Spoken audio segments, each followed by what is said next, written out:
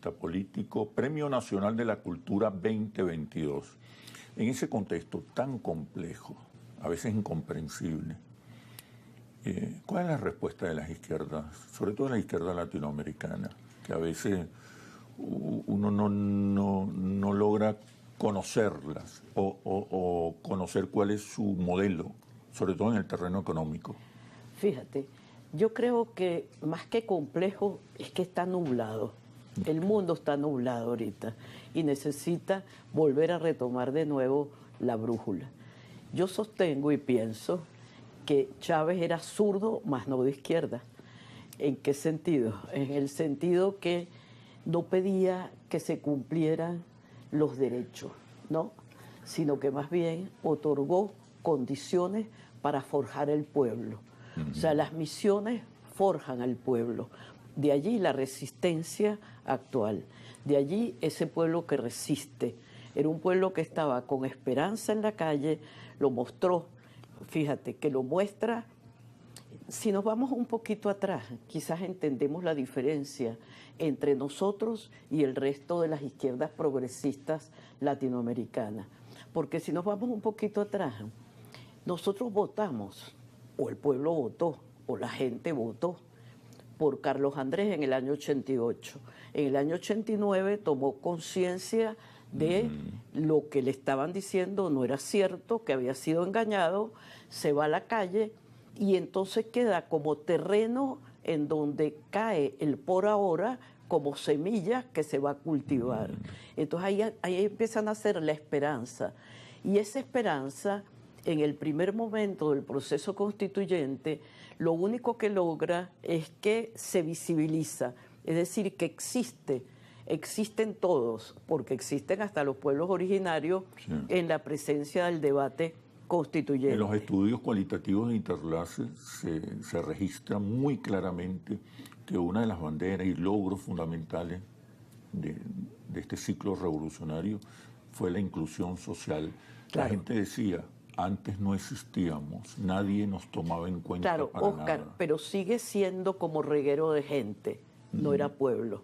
Y Chávez lo dice muy claramente en su discurso del 7 de diciembre en Maiquetía del 2012. Cuando llega a despedirse, él dice, hace 20 años, del 92 al 2012, éramos un reguero de gente y hoy somos pueblo construyendo patria. ¿Cómo se forjó ese pueblo? Se forjó en misiones. Se forjó en misiones y le fue dando sentido a la vida, le fue dando sentido al sueño y a la esperanza. Pero esos procesos culturales son muy dinámicos, cambiantes. Se van impulsando, reimpulsando, reconfigurando, actualizando, modernizando. Eso está ocurriendo hoy. Claro, fíjate que la fórmula reciente de Nicolás, ¿cuál es? Producción, abastecimiento, exportación. Si tú solamente lo ves como economista, lo ves como exportación. Si no ves que la producción es para el abastecimiento y que luego, si hay excedente, se exporta. O sea, si lo ves de esa manera, entiendes que es la fórmula correcta que corresponde a qué tiempo. Al tiempo de hoy, cuando estás impulsando el Estado comunal, cuando estás impulsando ese protagonismo, no solamente un protagonismo de izquierda, porque un protagonismo de izquierda sería exigirle a Nicolás que cumpla con los derechos, no, sino un protagonismo de déjame hacer. Con el dicho de Chávez, solo el pueblo salva al pueblo. Protagonismo. De acuerdo, un protagonismo que es cierto, un protagonismo que logra el que es prohibido fracasar, prohibido errar, prohibido, o sea, tienes que ocuparte de tus propias fuerzas, apoyarte en tus propias fuerzas.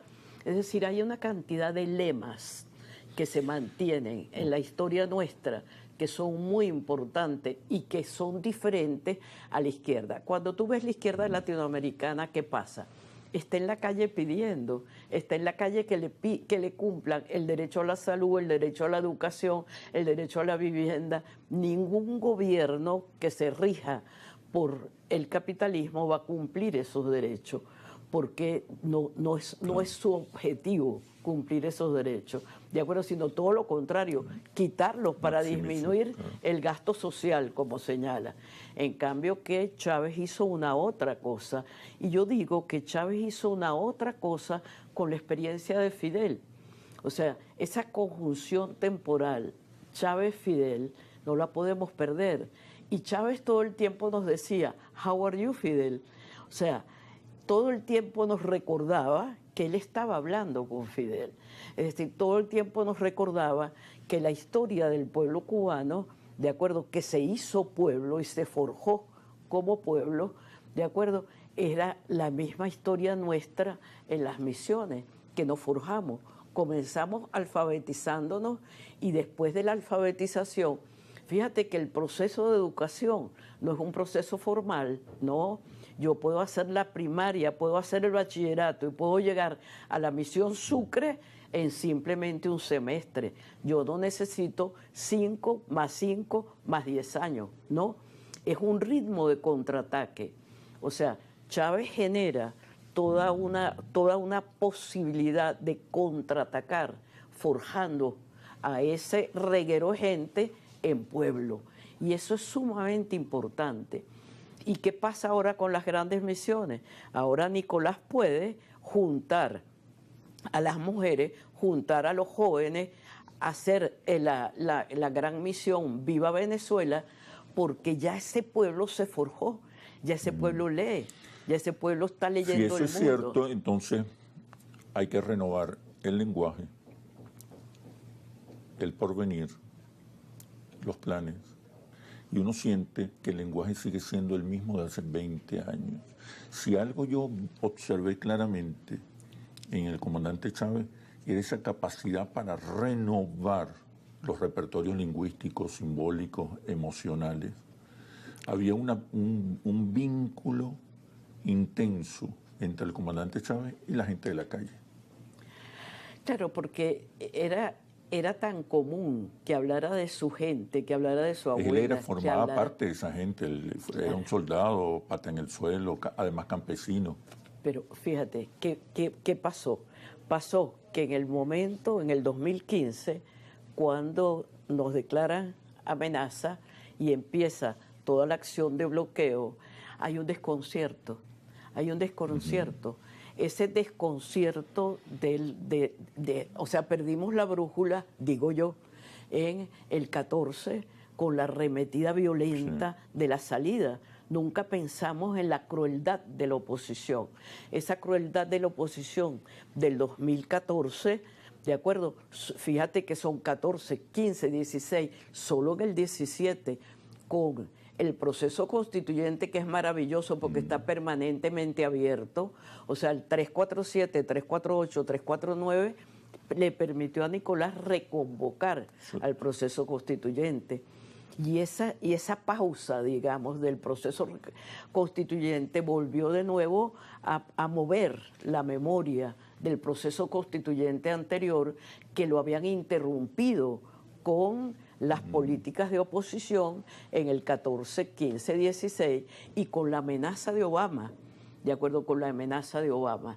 Y no supimos decir y no supimos celebrar la amenaza, porque de verdad somos una amenaza.